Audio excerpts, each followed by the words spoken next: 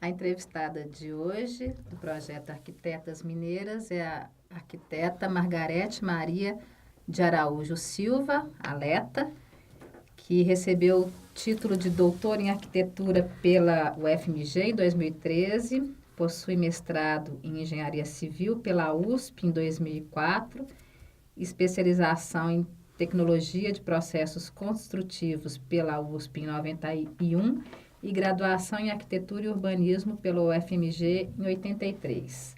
Foi professora da PUC Minas e é professora da Escola de Arquitetura da Universidade Federal de Minas Gerais. Coordenou o programa Construção e Cidadania. É presidente da Associação Arquitetos, foi presidente da Associação Arquitetos Sem Fronteiras no biênio 2013-2015. Atua principalmente como assessora técnica dos movimentos sociais para a produção autogestionária de habitações e recuperação de áreas urbanas degradadas.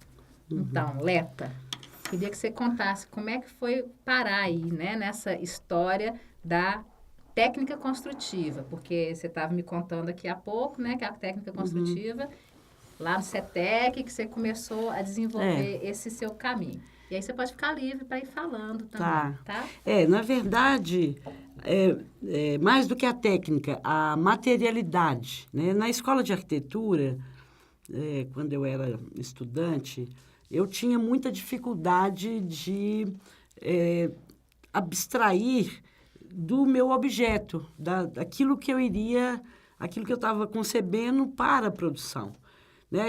As escolas de arquitetura, tradicionalmente, elas não dão muita importância à questão material da arquitetura, né? Nem a questão de material, de técnica, processos tecnológicos construtivos, e também no âmbito da cidade, né? Assim, a cidade, então, pela escala, parece que a abstração ainda é maior. E eu tinha muita necessidade de chegar mais perto da questão material. Então, eu fui estagiária no CETEC, no Centro Tecnológico de Minas Gerais, e no CETEC existia um setor que chamava Tecnologia de Construção. Então, quando eu cheguei ali, que eu conseguia tocar nas coisas e movimentar e ver e medir e construir a partir delas junto com os outros técnicos e os pesquisadores do CETEC, eu descobri que era isso que me faltava. Naquele momento, eu ainda pensava que era um problema meu, que era uma deficiência minha precisar disso. Mas quando eu voltei para a escola de arquitetura como professora, eu já tinha passado por muitas obras. Eu adoro canteiro, eu adoro lidar com a produção, com os trabalhadores, aprendi muito com eles e a gente sempre fazia cursos de formação nos canteiros de obra. Porque do mesmo jeito que nós temos essa distância da coisa prática executiva, eles têm daquilo que a gente produz. Então, eles têm, né? Até hoje eu pratico isso. O trabalhador da construção civil, ele tem muito desejo pelo projeto, o papel, o que está dizendo, como é que ele entende aquilo. Então, a gente sempre montava cursos de formação, desde o CETEC. A gente estava construindo o prédio do Centro Tecnológico em etapas, e aí a gente tinha um dia da semana, que era a sexta-feira, que eles já tinham um horário de trabalho reduzido, porque tinham que pagar 44 horas na semana. Então, quando chegava na sexta, faltava aí 6 horas para serem cumpridas, e uma parte desse período era de curso. Então, tinha aula de matemática, tinha aula de português, mas o que eles adoravam era projeto, aquilo que comanda o trabalho dele e que de certa forma, proibido a ele, né? Então, nessa troca, eu aprendia muito com eles também, porque, né, a gente aprende a decodificar essa coisa, e eu mantive isso ao longo da minha vida profissional. Todo lugar que eu vou, toda obra que eu vou, tem sempre algum momento de formação que não é só para eles, é para a gente também, é para estagiário que está junto, é para arquiteto início de carreira e tal, né? Então, assim, depois do CETEC, enquanto eu estava no CETEC, eu consegui fazer o mestrado na Escola Politécnica. Eu fui procurar uma escola de engenharia. Na verdade, essa escola de engenharia com uma tônica em desenvolvimento tecnológico, que também eu já tinha tido essa prática junto com o Cássio Veloso no CETEC, Maria Ângela Braga, também estava Maria Lúcia. Era uma turma de arquitetos que tinham esse viés da pesquisa e do desenvolvimento. Então, quando eu fui parar na USP, eu encontrei com um grupo de pessoas, a maioria engenheiros, acho que quase todos engenheiros, mas com muita essa visão de experimentar, né, de testar. E fui trabalhar em canteiros de obra da Encol, enfim, eu fui trabalhar em produção de edificação. Nessa época, eu ainda tinha uma visão muito voltada para essa materialidade do edifício, coisa que foi mudando ao longo do tempo, porque quando eu entrei para a produção habitacional, já como assessora dos movimentos sociais organizados, depois que eu voltei de São Paulo, eu fui para Ipatinga trabalhar na produção autogestionária com a administração do Chico Ferramenta. E aí, na verdade, era produzir edificações, no caso, eram 200 sobrados, mas quando eu construo 200 unidades, eu faço uma interferência no território que, na época, eu não tinha ideia de que a coisa, né, assim, eu mexo com tudo. Eu altero o regime das águas, e eu altero o relevo, eu faço movimentações de terra, numa escala que eu estava acostumada, porque sempre gostei de obra, mas que, quando você pega uma unidade, mais uma, e 200 unidades, e tem que abrir vias, e tem que pensar na drenagem da água, enfim, isso tudo me alertou para uma outra questão que, na verdade, é o que eu continuo trabalhando até hoje, é o quanto que a produção habitacional interfere no sistema cidade, o sistema ambiental, o sistema socioambiental, né? Então, eu fico vendo, por exemplo, hoje, os Minha Casa Minha Vida, né, que constrói 200 unidades na periferia da cidade, quer dizer, o impacto ambiental e social daquilo, ele, em geral, ele não é avaliado por quem está projetando, né? Então, assim, eu passei pelo CETEC, né, nesse período, fui para São Paulo fazer o mestrado. Nesse período que eu estava em São Paulo, e tive minha filha, então, quando eu voltei de lá, o CETEC, o setor já não existia de tecnologia de construção. Eu fui para Ipatinga trabalhar com a produção habitacional. Foi quando eu comecei, de fato, o meu trabalho de assessoramento técnico, porque até então a gente sempre tinha estado trabalhando junto com populações, em geral populações de menor poder aquisitivo, por conta dos trabalhos do CETEC, do desenvolvimento tecnológico para a construção habitacional.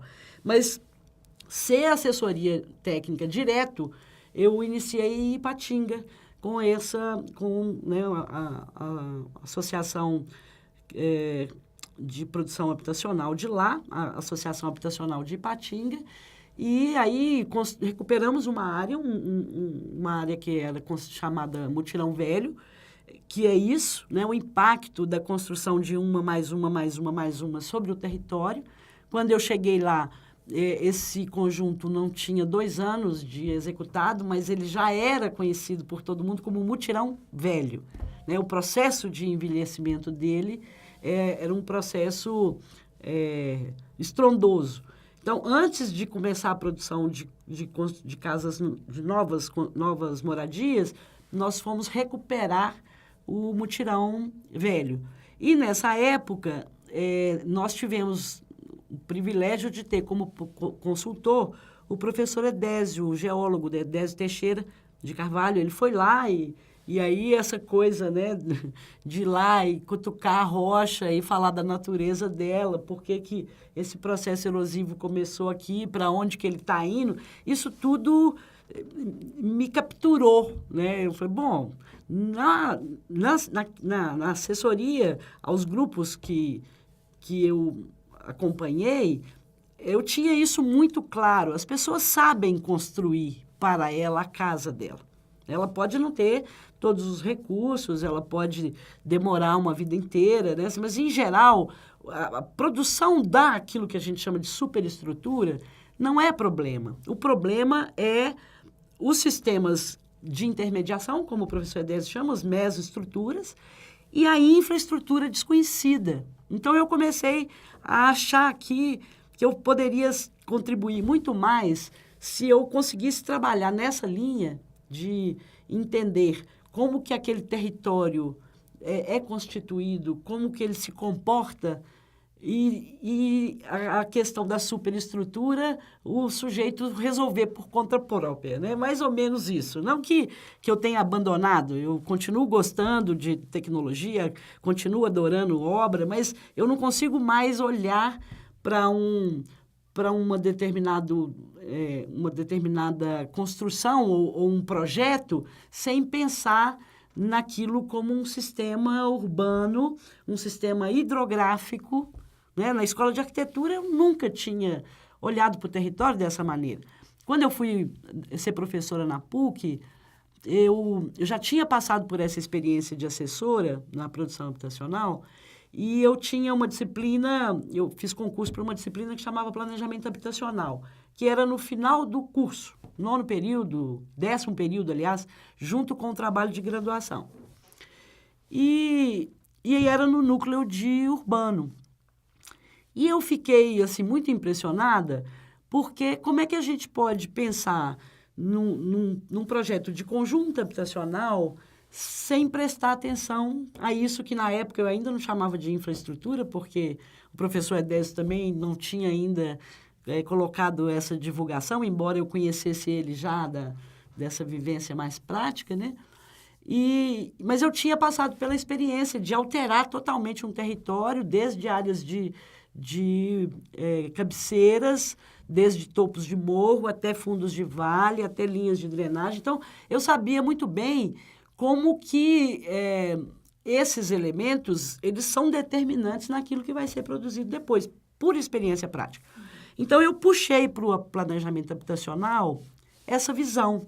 A primeira microbacia, a primeira maquetinha de microbacia foi feita com uma turma de planejamento habitacional. Depois criaram na PUC, nós criamos, numa mudança de currículo, nós criamos a disciplina Planejamento Ambiental Urbano. E aí, nessa disciplina, eu tinha muito mais liberdade para trabalhar essas coisas. E aí, nós começamos a trabalhar isso que está na legislação, né? A unidade mínima de planejamento é bacia hidrográfica. Está na legislação, mas não está na nossa prática, não acompanha a nossa concepção. E aí a gente conseguiu trazer essa disciplina para o 6º período, ou seja, na verdade a gente queria trazer lá para o início do curso, não conseguimos lá colocar uma que chama estudos socioambientais, que já dá esse tom. Então, o menino está chegando na arquitetura, ao invés dele começar a preocupar, né, com uma unidade, ele tem que preocupar com a cidade na qual, o território na qual, a infraestrutura na qual esta superestrutura vai ser colocada. Então, essa disciplina, ela foi, para mim, assim, na verdade, uma transformação, né, muito grande. Ela acabou originando minha tese de doutorado, que é Água em Meio Urbano, Favelas nas Cabeceiras, né? Assim, juntou essa percepção e esse estudo, porque a partir daí a gente tinha como estudar, nós montamos quase Belo Horizonte inteira a partir de... Belo Horizonte inteira é exagero, mas a Bacia do Arrudas, a partir de microbacias, né? Um grupo fazia o Córrego da Serra, o Acabamundo, o Leitão, o Piteiras, e a gente ia emendando, e passa, e o aluno também, e qualquer um que trabalhe um pouco mais aprofundadamente com isso, incorpora isso na visão dele, né? Então, quando eu vim fazer o doutorado, que foi lá na Escola de Arquitetura, com a Silke Cap, que foi minha orientadora, eu dizia para ela isso, eu queria juntar essa prática de assessoria, né, assim, da produção habitacional, da recuperação, porque também muito dos atendimentos que a gente fazia no escritório de integração, que é um programa de extensão da PUC, né? Que só atende demandas coletivas, muitas das demandas, elas são em áreas autoproduzidas, com deficiências que são perfeitamente recuperáveis a partir de uma visão como essa. Não aquela visão de urbanização de favela, por exemplo, que tem o programa Vila Viva, que desconsidera, né, o que está autoproduzido e projeta como se estivesse sobre um território, né, no ambiente tecnogênico 1, como diria o professor Edésio. Desconsidera a sequência de interações antrópicas que alterou aquele território, desconsidera as relações que estão instituídas ali, as relações sociais, de poder, ambientais, e faz um desenho, né, abstrato de longe para transformar aquele território, né? Quando eu fiz a tese de doutorado, quando eu desenvolvi, a ideia era juntar isso, né, essa perspectiva que os moradores em áreas de favela ou assentamentos precários, né, assim, loteamentos clandestinos, aquela percepção de que eles saberiam resolver se tivessem recursos, né? E como que resolveriam isso? Num primeiro momento, tem uma visão que reproduz muito a cidade formal, né?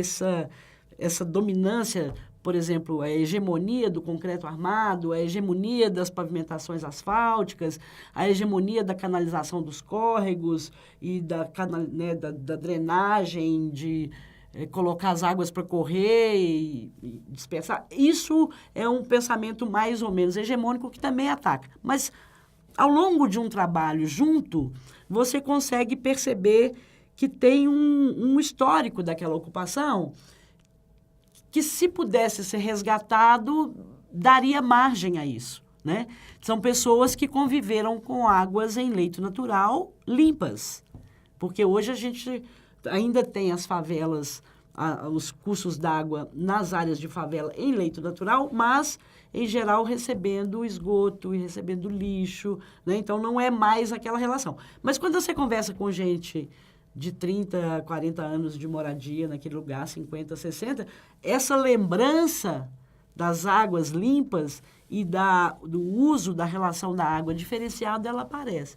Então, hoje, assim, hoje eu penso que o trabalho que eu persigo hoje seria da recuperação ambiental urbana, a partir das microbacias, das cabeceiras de drenagem, das áreas de recarga e por processos autogestionários, né? O Estado, na minha opinião, quando ele chegou a essas áreas, né, em Belo Horizonte com o programa Vila Viva, mas não só em Belo Horizonte, em outras áreas em outras cidades brasileiras também, ele chega com uma extensão do modelo de urbanização da cidade formal para essas áreas com características muito diferenciadas e muito mais frágeis do ponto de vista ambiental, né? Então, a gente, ao invés de ter uma visão crítica de como que as nossas cidades estão saturadas, né, do ponto de vista da urbanização, eu tamponei tudo, eu bloqueei o acesso da água ao lençol freático, eu retirei toda a vegetação, né? De vez em quando eu brinco com as pessoas falando, nossa, que calor, não sei o que, alguém reclamando, aí eu falo, vamos cortar mais umas árvores que às vezes melhora, né? Assim, é porque as pessoas se alienaram dessa condição. Elas não percebem o que a ação dela reflete diretamente. É diferente de um território autoproduzido onde o sujeito o tempo todo teve que fazer isso.